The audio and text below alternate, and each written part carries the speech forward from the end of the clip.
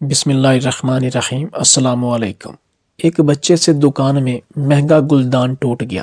دکاندار نے بچے کو مارنے کی بجائے پیار سے کہا، کوئی بات نہیں، یہ بس ایک کانچ تھا، بھول جاؤ کہ تم سے کچھ ٹوٹا ہے۔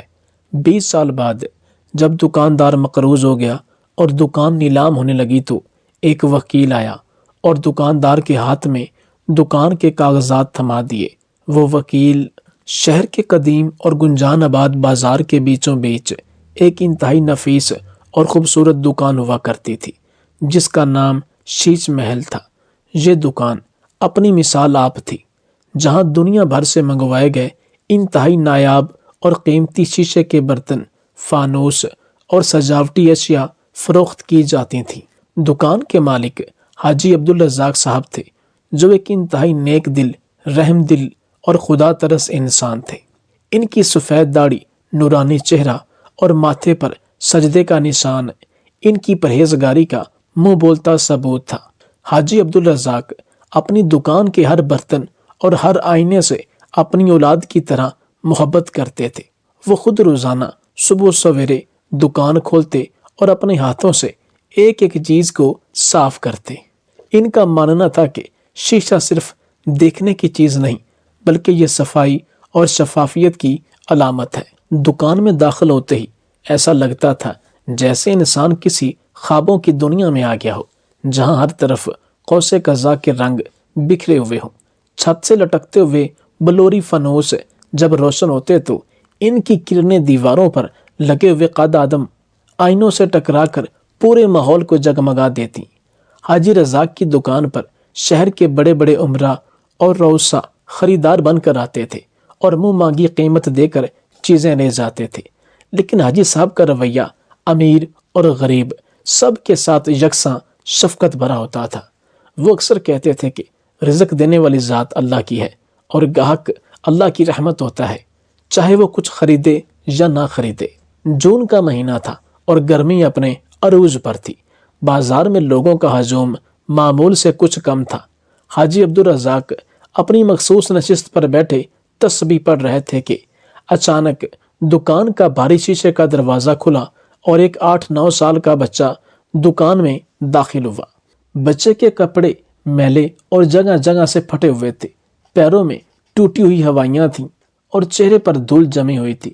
اس کے ہاتھوں میں ایک چھوٹا سا تھیلا تھا، جس سے لگ رہا تھا کہ وہ شاید کوئی مزدور کا بچہ ہے یا کسی کے گھر کام کرتا ہے۔ بچہ دکان کی شان و شوکت دیکھ کر ہکا بکا رہ گیا۔ اس کی آنکھیں حیرت سے پھیل گئیں۔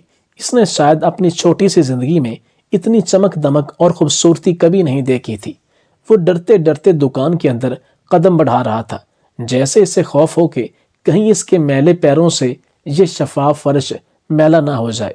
حاجی عبدالرزاق نے اسے دیکھ لیا تھا، مگر انہوں نے اسے ٹوکا نہیں، بلکہ مسکرا کر اپنی تسبیح پڑھتے رہے۔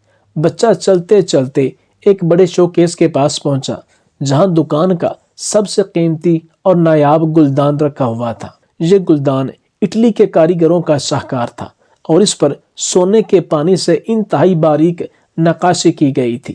اس کی قیمت لاکھوں میں تھی اور حاجی عبدالرزاق اسے اپنی دکان کی عزت سمجھتے تھے۔ بچہ اس گلدان کی خوبصورتی میں ایسا کھویا کہ اسے اپنے آس پاس کی خبر نہ رہی۔ اس نے اشتیاق میں اپنا ننھا سا ہاتھ بڑھایا تاکہ اس چمکتی ہوئی چیز کو چھو کر دیکھ سکے، لیکن اسی لمحے اس کے تھیلے کا کونا ساتھ پڑے ایک چھوٹے اسٹول سے الجھا اور بچے کا توازن بگڑ گیا۔ وہ لڑکھڑایا اور خود کو سنبھالنے کی کوشش میں اس کا ہاتھ سیدھا اس قیمتی گلدان سے ٹکرایا۔ ایک زوردار چھناکے کی آواز گونجی اور اگلے ہی لمحے وہ نایاب گلدان زمین پر گر کر ہزاروں ٹکڑوں میں بکھر گیا۔ یہ آواز اتنی تیز تھی کہ بازار سے گزرتے ہوئے لوگ بھی رک گئے اور دکان کے باقی ملازمین دوڑتے ہوئے وہاں پہنچ گئے۔ بچے کے چہرے کا رنگ ہلدی کی طرح زرد ہو گیا، اس کا پورا جسم کانپنے لگا اور آنکھوں میں خوف کے سائے لہرا گئے۔ اسے اپنی موت سامنے نظر آنے لگی، کیونکہ وہ جانتا تھا کہ یہ نقصان اتنا بڑا ہے کہ اس کی کئی نسلیں بھی مل کر اس کی تلافی نہیں کر سکتی۔ دکان کے ملازمین نے بچے کو گھیر لیا اور ایک ملازم نے غصے سے آگے بڑھ کر بچے کا ہاتھ پکڑ لیا اور چیخا کہ اوے چھوٹے، تیری ہمت کیسی ہوئی یہاں اندر آنے کی؟ تو نے مالک کا لاکھوں کا نقصان کر دیا ہے، اب تیرے باپ کو بیچ کر بھی یہ پیسے پورے نہیں ہوں گے۔ بچہ خوف سے رونے لگا اور اس کی ہچکیاں بندھ گئی۔ وہ صرف اتنا بول پایا کہ غلطی ہو گئی صاحب، مجھے مت مارے۔ دکان کے باہر بھی مجمع لگ گیا تھا اور ہر کوئی بچے کو برا بھلا کہہ رہا تھا۔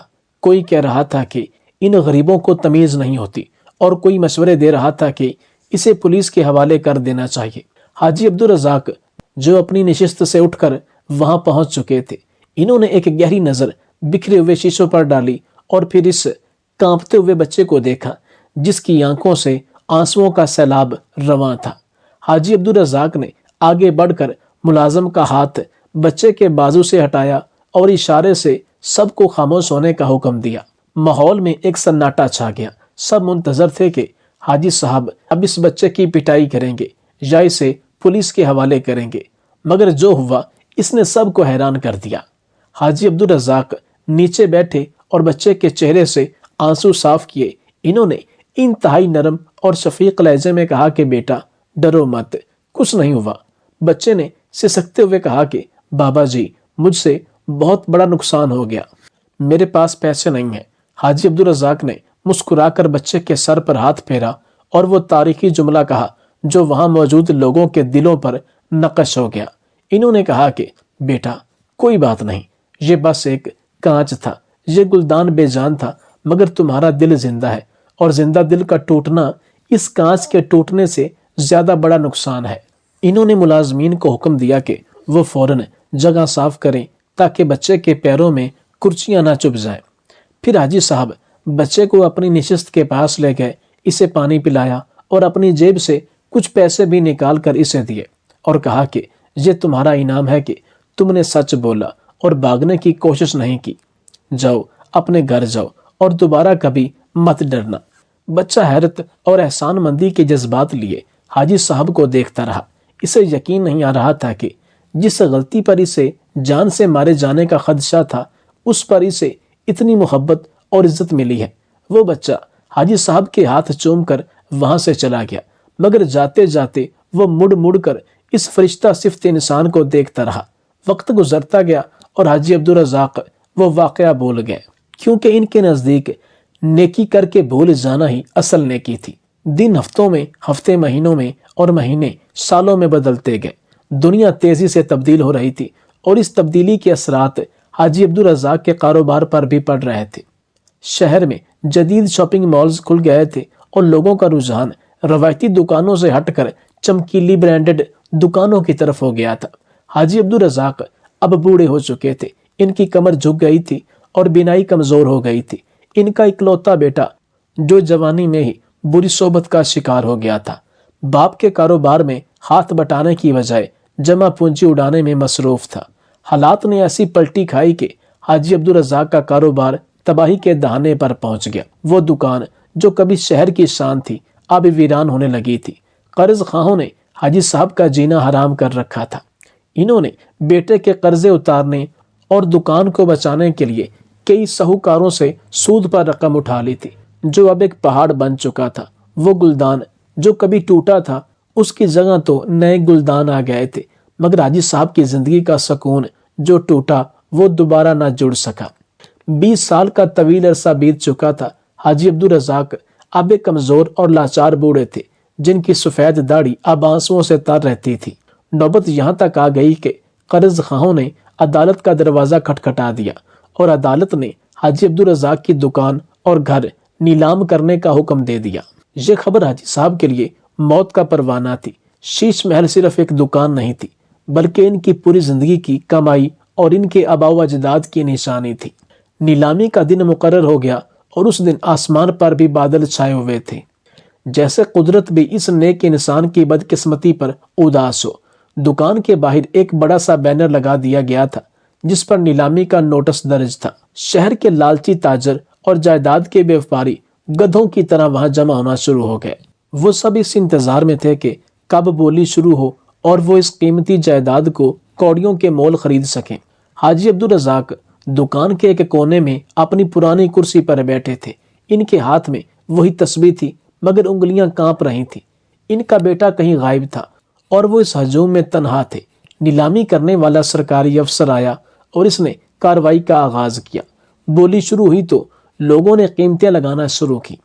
ہر کوئی دوسرے سے بڑھ کر بولی لگا رہا تھا۔ حاجی صاحب کی آنکھیں بند تھیں اور وہ دل ہی دل میں اللہ سے مدد کی فریاد کر رہے تھے۔ انہیں اپنی زندگی کی ہر نیکی یاد آ رہی تھی، مگر شاید یہ آزمائش کا وقت تھا۔ ابھی بولی اپنے عروج پر تھی اور قریب تھا کہ دکان کسی ظالم ساہوکار کے نام ہو جاتی کہ اچانک ایک سیاہ چمکیلی گاڑی دکان کے باہر آ کر رکی۔ اس گاڑی سے ایک خوش شکل اور باوقار نوجوان اترا جس نے سیاہ کوٹ اور سفید قمیض پہنے رکھی تھی۔ اس کے ہاتھ میں ایک چمڑے کا بیگ تھا اور اس کے چلنے کے انداز میں بلا کا اعتماد تھا۔ نوجوان نے کالا چشمہ اتارا اور سیدھا نیلامی والی جگہ پر پہنچا۔ اس کی شخصیت کا رعب اتنا تھا کہ لوگ خود بخود پیچھے ہٹ گئے۔ نوجوان نے بلند آواز میں کہا کہ یہ نیلامی روکی جائے۔ سرکاری افسر نے حیرت سے پوچھا کہ آپ کون ہیں اور قانون کے کام میں مداخلت کیوں کر رہے ہیں؟ نوجوان نے جیب سے اپنا کارڈ نکال کر دکھایا اور کہا کہ میں شہر کا معروف قانون دان ہوں اور میں اس دکان کے مالک کا وکیل بن کر آیا ہوں۔ افسر نے کہا کہ لیکن حاجی صاحب تو مقروض ہیں اور عدالت کا حکم اٹل ہے۔ نوجوان نے مسکراتے ہوئے اپنے بیگ سے ایک دستاویز نکالی اور افسر کے سامنے رکھ دی اور کہا کہ یہ بینک ڈرافٹ ہے جس میں حاجی عبدالرزاق کے تمام قرضوں کی اصل رقم اور سود شامل ہے۔ میں نے ان کے تمام قرض خواہان کو ادائیگی کر دی ہے اور یہ رہے عدالت کے احکامات کے اب اس جائیداد پر کسی کا کوئی دعویٰ نہیں ہے۔ وہاں موجود تمام لوگ اور خاص طور پر وہ ساہوکار جو دکان ہتھیانے کے چکر میں تھے ہکا بکا رہ گئے۔ یہ سب کچھ اتنا اچانک ہوا تھا کہ کسی کو سمجھ نہیں آ رہا تھا کہ یہ فرشتہ کہاں سے آ گیا۔ حاجی عبدالرزاق جو اپنی کرسی پر نیم بے ہوشی کی حالت میں تھے، شور کم ہونے پر انہوں نے آنکھیں کھولی۔ انہوں نے دیکھا کہ وہ اجنبی نوجوان سرکاری افسر سے کاغذات لے رہا ہے اور پھر وہ آہستہ آہستہ چلتا ہوا حاجی صاحب کی طرف بڑھ رہا ہے۔ نوجوان حاجی صاحب کے قریب آیا اور گھٹنوں کے بل ان کے قدموں میں بیٹھ گیا۔ اس نے حاجی صاحب کے لرزتے ہوئے ہاتھوں کو اپنے مضبوط ہاتھوں میں تھاما اور انہیں چوما۔ حاجی صاحب حیرت سے اس نوجوان کو دیکھ رہے تھے۔ ان کی کمزور یادداشت زور ڈال رہی تھی مگر وہ اسے پہچان نہیں پا رہے تھے۔ نوجوان کی آنکھوں میں آنسو تیر رہے تھے۔ اس نے بھری ہوئی آواز میں کہا کہ بابا جی آپ نے مجھے نہیں پہچانا۔ حاجی صاحب نے نفی میں سر ہلایا اور کمزور آواز میں کہا کہ بیٹا میں تو تمہیں جانتا بھی نہیں، تم کون ہو اور تم نے مجھ جیسے ڈوبتے ہوئے شخص پر اتنا بڑا احسان کیوں کیا؟ میرے پاس تو تمہیں دینے کے لیے دعاؤں کے سوا کچھ بھی نہیں ہے۔ نوجوان نے مسکراتے ہوئے اپنی جیب سے ایک رومال نکالا اور حاجی صاحب کی آنسو صاف کیے اور پھر اس دکان کے دور و دیوار کی طرف اشارہ کرتے ہوئے بولا کہ بابا جی آج سے ٹھیک 20 سال پہلے اسی دکان میں ایک میلے کچیلے ڈرے ہوئے بچے سے ایک قیمتی گلدان ٹوٹ گیا تھا۔ وہ بچہ اپنی موت کے خوف سے کانپ رہا تھا۔ دنیا اسے مارنے پر تلی ہوئی تھی مگر تب ایک خدا ترس انسان نے اسے بچایا تھا اور کہا تھا کہ رو مت، یہ بس ایک کانچ تھا، وہ بچہ میں ہوں۔ بابا جی نوجوان کی بات سن کر حاجی عبدالرزاق کے ذہن میں 20 سال پرانا منظر کسی فلم کی طرح گھوم گیا۔ وہ چھناکے کی آواز، وہ ڈرا ہوا معصوم چہرہ اور وہ خوف، سب کچھ یاد آ گیا۔ حاجی صاحب کی آنکھوں سے بے اختیار آنسو بہنے لگے۔ نوجوان نے اپنی بات جاری رکھتے ہوئے کہا کہ اس دن آپ نے جو جملہ کہا تھا کہ کانچ بے جان ہے مگر انسان کا دل قیمتی ہے، اس جملے نے میری زندگی بدل دی۔ میں ایک یتیم اور غریب بچہ تھا جو لوگوں کی دھدکار سن کر بڑا ہو رہا تھا۔ مجھے لگتا تھا کہ غریب کی کوئی عزت نہیں ہوتی اور امیر صرف ظلم کرنے کے لیے ہوتے ہیں، لیکن آپ نے اس دن میرے اندر کی نفرت ختم کر دی اور مجھے انسان ہونے کا احساس دلایا۔ میں نے اسی دن فیصلہ کیا تھا کہ میں بڑا ہو کر آپ جیسا بنوں گا۔ میں نے محنت مزدوری کی، پڑھائی کی اور آج میں اس شہر کا سب سے بڑا وکیل ہوں۔ مجھے معلوم ہوا کہ میرا موسن مشکل میں ہے تو میں کیسے خاموش رہ سکتا تھا۔ آپ نے اس دن میرا دل ٹوٹنے سے بچایا تھا، آج میں آپ کا گھر کیسے ٹوٹنے دے سکتا تھا؟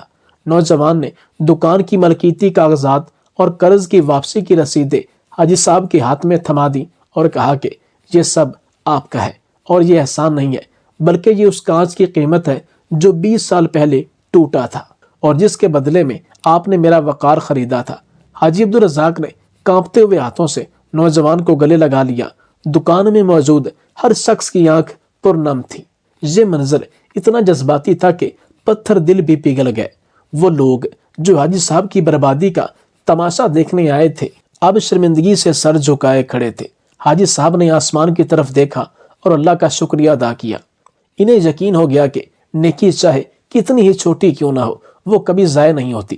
وہ ایک بیج کی طرح ہوتی ہے جو وقت آنے پر تناور درخت بن کر سایہ دیتا ہے۔ نوجوان وکیل نے حاجی صاحب سے کہا کہ آپ مجھے اپنا بیٹا سمجھے، جب تک میں زندہ ہوں آپ کو کسی چیز کی کمی نہیں ہونے دوں گا۔ اس واقعہ نے پورے شہر میں دھوم مچا دی اور لوگوں کو یہ سبق دیا کہ دولت اور جائیداد آنی جانی چیزیں ہیں، مگر انسانیت اور حسن سلوک وہ سرمایہ ہے جو نسلوں تک منافع دیتا ہے۔ حاجی عبدالرزاق کی دکان پھر سے آباد ہو گئی، مگر اب وہاں شیشے کے برتنوں کے ساتھ ساتھ محبت اور انسانیت کی روشنی بھی بکھرتی تھی، جو خریدی نہیں جا سکتی تھی بلکہ صرف کمائی جا سکتی تھی۔ اور اس دن شیش محل میں کانچ نہیں بلکہ دل جڑے تھے، ایسے دل جو اب کبھی نہیں ٹوٹنے والے تھے، کیونکہ ان کی بنیاد اس بے لوث محبت اور قربانی پر رکھی گئی تھی جو 20 سال پہلے ایک ٹوٹے ہوئے گلدان سے شروع ہوئی تھی۔ برطانوی مسلح افواج کے سربراہ فیلڈ مارشل برنارڈ منٹگومری نے تاج برطانیہ کے لیے جنگ عظیم اول اور دوم میں عظیم خدمات سر انجام دیں اور کئی اہم لڑائیاں جیتیں، جس کی وجہ سے ان کا برطانوی ملٹری تاریخ میں ایک بڑا مقام ہے۔ منٹگومری نے ریٹائرمنٹ کے بعد برطانوی وزیر اعظم ونسٹن چرچل سے ملاقات میں درخواست کی کہ میں اب بوڑھا ہو چکا ہوں، ریٹائرمنٹ کے بعد سوائے پینشن کے کوئی ذریعہ آمدنی نہیں، کرائے کے مکان میں رہتا ہوں، گزارش ہے کہ مجھے تھوڑی سی زمین الاٹ کر دیں تاکہ میں ادھر نیا گھر تعمیر کر سکوں اور زندگی کے باقی ایام پرسکون طریقے سے گزار سکوں۔ وزیر اعظم نے تحمل سے ساری بات سنی اور پوچھا کہ سروس کے تمام سالوں میں کیا آپ کو کبھی مقررہ تاریخ سے لیٹ تنخواہ ملی ہے؟ منٹگومری نے کہا ایسا کبھی نہیں ہوا، بلکہ ہمیشہ وقت پر تنخواہ ملی۔ تو چرچل نے کہا مسٹر منٹگومری، یقیناً آپ ہمارے قومی ہیرو ہیں۔ عالمی جنگ میں آپ نے تاج برطانیہ کے لیے شاندار خدمات دی ہیں جس کی ساری قوم معترف ہے، لیکن جنرل صاحب آپ کو اس قومی خدمت پر ہر ماہ معقول معاوضہ دیا جاتا رہا ہے۔ اب آپ ریٹائرڈ ہو چکے ہیں اور ریاست کے لیے کوئی خدمت سر انجام نہیں دے رہے۔ اس کے باوجود برطانوی حکومت آپ کو ہر ماہ معقول پینشن دے رہی ہے۔ مسٹر منٹگومری، بطور وزیر اعظم میں عوام کے حقوق کا محافظ ہوں اور ملکی آئین کے مطابق عوامی ٹیکسوں کے پیسے کو اپنے لیے یا کسی دوسرے کے لیے خرچ کرنے کا مجھے کوئی حق حاصل نہیں ہے۔ میں آپ سے معذرت خواہ ہوں۔ انکار سن کر منٹگومری نے غصہ نہیں کیا، اس نے وزیر اعظم کا شکریہ ادا کیا اور واپس چلا گیا۔ یہ تھی جمہوری حکومت۔ نوٹ: دوسری تصویر میں چرچل اور منٹگومری کی ملاقات کا منظر دکھایا گیا ہے۔ یہ سٹوری پاکستان آبزرور میں ملک محمد اسلم عوان نے لکھی تھی۔ ناظرین کرام، اب ہمارے ملک پاکستان میں اس وقت کیا ہو رہا ہے یہ کسی سے ڈھکا چھپا نہیں ہے۔ اگر یہ کہا جائے تو بیجا نہ ہوگا کہ ہمارے ملک کے اصل وارث فوجی ہیں۔ جب بھی کوئی جنرل ریٹائرڈ ہو کر جاتا ہے تو وہ 1-2 مرلے زمین نہیں بلکہ جزیرے خرید سکتا ہے، ایکڑ نہیں بلکہ مربوں کے حساب سے زمین خرید سکتا ہے۔ نہ کہ صرف جرنیل بلکہ جتنے بھی منافق سیاستدان ہیں جن کو ملک و قوم سے کوئی غرض نہیں، وہ لوگ بھی اپنے لیے فلیٹ، زمین، جائیداد، بینک بیلنس، بڑے بڑے بزنس باہر کے ملک لگا لیتے ہیں۔